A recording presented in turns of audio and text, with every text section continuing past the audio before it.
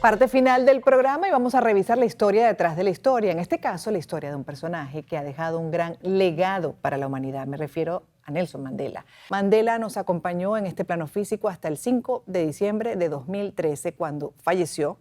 Y para hablar más sobre su historia, su legado, nos acompaña el escritor y divulgador de curiosidades, Alfred López, quien es autor de 6 libros y del reconocido blog Ya está el listo, que todo lo sabe. ¿Cómo está? Bienvenido nuevamente, señor Alfred, a este espacio. Muy buenas noches, querida Gladys. Muchísimas gracias por invitarme. Es un placer estar aquí y además un placer para hablar de este personaje tan singular y que nos ha transmitido tanto a tantísimas personas, a toda la humanidad, que es Nelson Mandela. Sin duda, un referente, así es un hombre que desde la acción fue, bueno, una referencia, como decía, para el mundo y lo sigue siendo. Además, un hombre que con frecuencia consulto, además por esa trayectoria de vida, nada fácil, pero con grandes resultados. Y ahí la pregunta, ¿cuál cree usted, señor Alfred, de acuerdo a los estudios que ha hecho de Mandela, fue su principal fortaleza?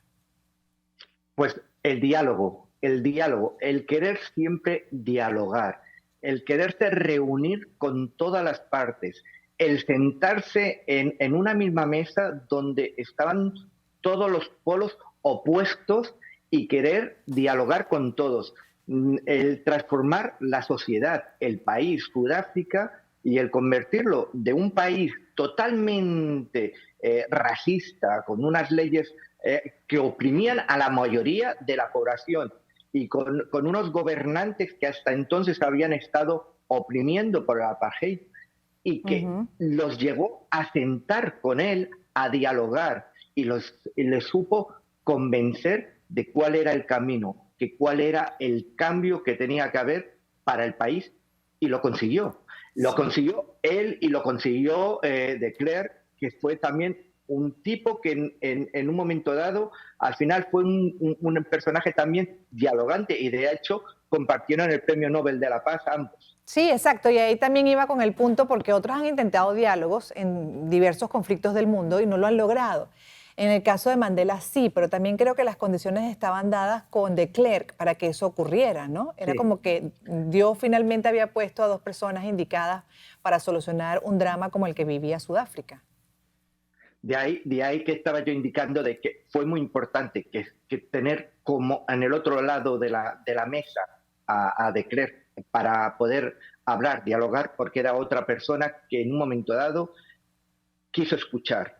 Y lo más Ujú. importante para cambiar una sociedad, no solo hacen falta protestas, no hace falta en la mayoría de ocasiones revoluciones, hay que revolucionar de muchas maneras, se puede revolucionar culturalmente, en base de manifestaciones, como se produjeron, pero también se puede cambiar toda una sociedad sentándose 2 personas de polos opuestos y hablando y llegando a un acuerdo, a un término medio.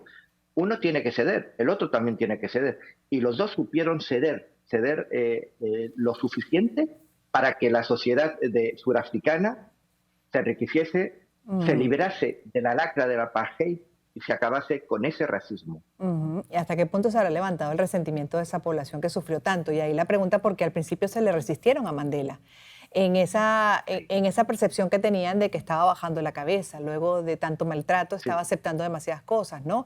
Y en realidad, bueno, me gustaría su reflexión al respecto porque hubo un manejo del ego brillante por parte de Mandela. Realmente uno se pregunta si habrá tenido un ego que en algún momento pretendía algo diferente, porque esa no es la percepción que uno le da a los resultados y su actuación. Evide- Evidentemente todo el mundo tiene su ego, todos, ahí no está, y más las personas que se dedican o nos dedicamos a las cosas públicas, tenemos nuestro punto de ego. Estamos para ayudar, pero también para ayudarnos. Y Mandela sabía que podía ayudar a su comunidad, a su pueblo, bajando un poquito quizás la cabeza. Sí, hay que ceder, es lo que he comentado antes. Cuando dos se ponen a dialogar para llegar a un acuerdo, tienen que ceder las dos partes. Fue muy criticado porque llevaban demasiadas décadas de siendo sometidos y Ujú. más él que se tiró tantísimos años en la cárcel, 27 años encarcelado, Ujú. la gran parte del tiempo estuvo en la isla de Robben, pero al final él supo que dando paso a paso, cediendo un poco, agachando un poquito la cabeza, al final se conseguiría lo que se ha conseguido. Y al final, Sudáfrica fue un país totalmente libre y libre de la lacra del apartheid y de la lacra del racismo. Y hay Sí. países muchísimo más que se dan como muchísimo más avanzados, occidentales, etcétera, que tienen una mayor presencia racista entre su población que la que hay actualmente en Sudáfrica. Bueno, de hecho dejo la reflexión para el regreso, porque si alguien que pudo haber salido de la cárcel resentido era Mandela, después de 27 años. Y no fue así, entiendo que ahí se trabajó y bastante. Pero debilidades como cualquier ser humano pues debe haber tenido. Y me gustaría que al regreso, señor Alfred, habláramos también de esa parte de Mandela, que tuvo que trabajar él en sí mismo y la trayectoria desde niño, además ese vínculo que estableció con la política y luego esa responsabilidad como presidente. En unos minutos tenemos que hacer una pausa.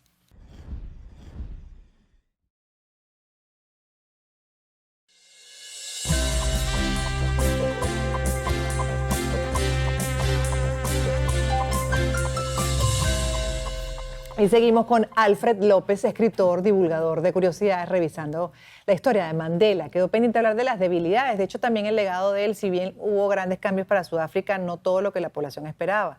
Y lo que ha sido el manejo de su partido, de donde justamente ¿no? él hizo esa actividad política, el manejo del poder por parte de ese grupo que no ha logrado satisfacer las necesidades, atender las necesidades de la población, que entre otras esperaba más mejoras en lo económico, por ejemplo. Es lo que ocurre siempre, siempre hay intereses y dentro de un mismo grupo hay subgrupos, hay quien quiere más o quien quiere cosas diferentes. Mandela lo planteó todo desde un talante que quería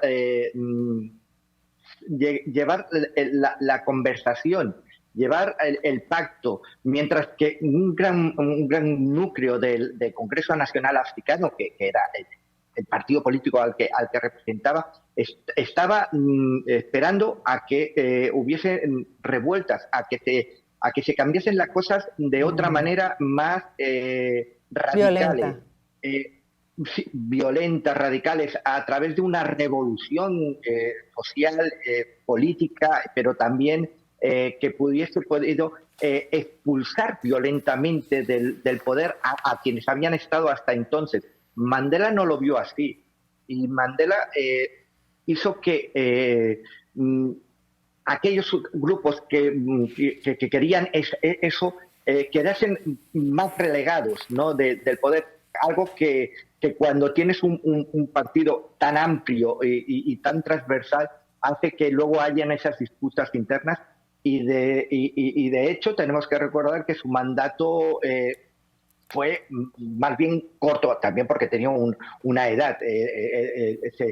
Se retiró de la Sí. política después de cinco años, perdón, después de un mandato de 5 años relativamente corto. Lo que pasa es que aquello que hizo en esos 5 años fue mucho más de lo que otros más hubiesen hecho de otro modo. Mandela hizo, durante su mandato, se llevaron a cabo reformas que pusieron al fin al apartheid, se desarrollaron programas para mejorar la educación, la salud y la vivienda para la población negra, y trabajó para unir al país y promovió la reconciliación, que para él era lo más importante. Sí. La reconciliación, además, entre las diferentes comunidades raciales, porque dentro de Sudáfrica había muchas tribus. Él provenía de una tribu, lo has citado hace un momento en el bloque anterior, en la presentación, venía de una tribu, era hijo de un jefe de una tribu, el cuarto de 12 hijos, de la tercera esposa de ese jefe de tribu.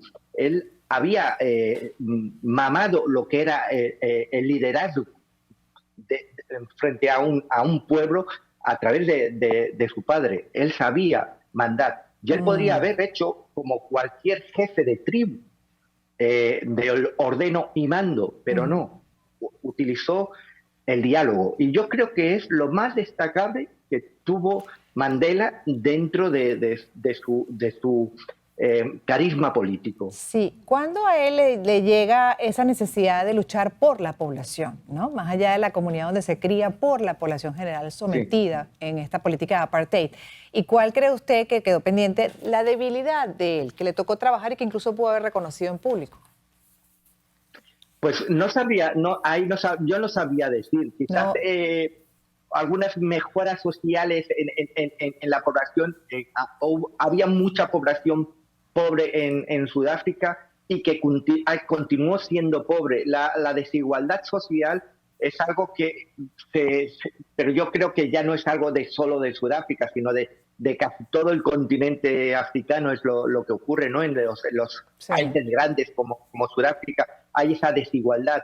Cuando hay tantísimas tribus diferentes, tantísimas comunidades raciales, hace que haya mucha desigualdad. Y yo creo que ahí fue lo que no terminó de poder arreglar y que lo que han venido detrás tampoco lo han hecho. Lo han podido, pero ahí también la pregunta de lo del Partido Comunista que mencionábamos al inicio, Sí. que ese vínculo, ¿no? ¿Hasta qué punto ocurrió con el concepto, con la ideología, con el comunismo, qué tanto buscaba practicar de esa ideología en lo que era su gestión pública?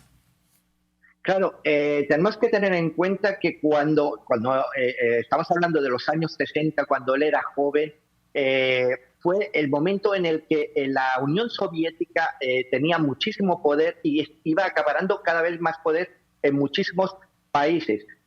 África fue uno de los continentes donde fue sembrando en todas aquellas colonias o países que eran dependientes, por ejemplo, de la Commonwealth británica, etcétera, intentando ofrecerles como se dice en castellano, el oro y el moro, o sea, ofrecerles a todo aquello que creían que la sociedad capitalista no les iba a dar y echando la culpa a que el capitalismo era realmente el culpable de que África no estuviese prosperando. Mandela, como un personaje, como una persona joven en los años 50, 60, empezó a entrar en contacto con el Partido Comunista Soviético, y claro, se dejó influenciar como tantísimas personas hemos visto a lo largo de la historia, de muchísimas personas que se han llegado en esa época, se acercaron al comunismo porque quedaron fascinados. No hacía tampoco demasiado Cuba, que tuvo su revolución, ¿no? Con su revolución castrista, ¿no? Todos aquellos países que iban transformándose, que luego hemos visto que no transformaron para nada. mejor. Pero y bueno, algunos que lo entendieron se distanciaron de exactamente de esa ideología por entender sus consecuencias. Otros siguen todavía insistiendo, creyendo que ese es el mejor camino. Pero bueno, se nos acabó el tiempo, señor Alfredo. Y fue básicamente como una abreboca de un personaje que en realidad nos puede llevar varios programas. Hablar de él y lo que ha sido el resultado, sí. Así es, de su manera de ver el mundo, sin duda, y la situación de su país con el apartheid. Gracias por haber estado con nosotros, Alfred López, escritor, divulgador de curiosidades, autor de 6 libros y del reconocido blog que muchos buscan, que se llama Ya está listo, que todo lo sabe. Una vez más, gracias. Con esto despedimos el programa de este día. Que tengan buenas noches, cuídense mucho y será hasta mañana nuevamente por acá, por TVB.